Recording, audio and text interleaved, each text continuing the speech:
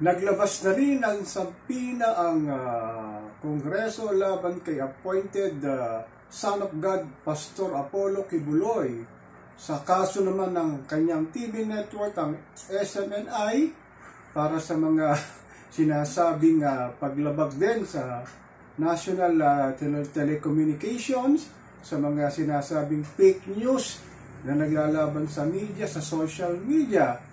Kasabay nito ang pagsampi na rin ng Senado sa kanya namang mga kasong kakaharapin na illegal human trafficking, criminal activities at ang kanyang mga sexual abuse sa mga dati niyang servant of God, ang kanyang mga kababaihan na kanya umano'y minolestya at ginahasa sa loob ng maraming panahon ng kanilang kabataan. At iba rito ay nasa labas na ng Pilipinas. At ang iba naman ay nagre-reklamo kaya sina Hontiveros.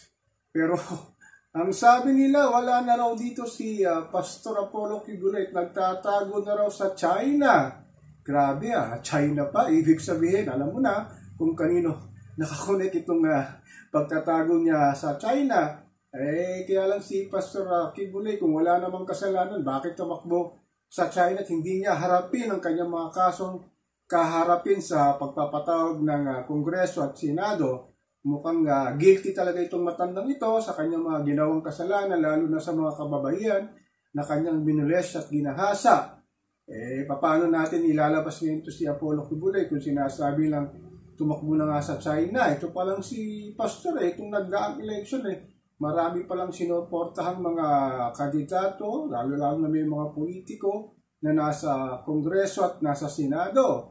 At sinasabi pa nga na nagtatanggol sa kanya si Senator Robin Padilla na wala daw itong kasalanan hanggat hindi napapatunayan. Pero nga paano papapatunayan? Umalis na nga ng Pilipinas at nagtatago na sa China.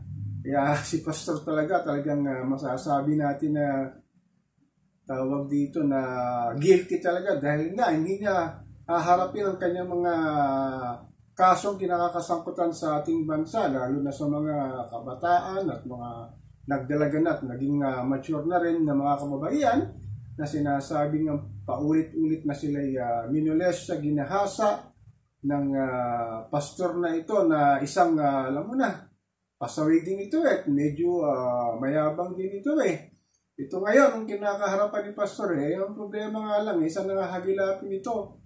Ito palang sampina na lang galing sa Senado nakatenga pala ng isang linggo dahil wala daw si Senator Mig Zubiri kaya ginapirmahan. Yan sabi ng mga netizen at ng mga political analysts, mukhang hinantay yata makalabas muna ng Pilipinas at makapunta sa China at saka lang daw pinirma ni Senator Mig Zubiri pero huli na. Ang aking pong channel si Papa Ken po patuloy po ako magmamatyag kung paano gagawin ng Senado at ng Kongreso at sangahanapin si Pastor Apollo Kibuloy sa kanyang mga kasong kinakaskutan dito sa ating inang bayan.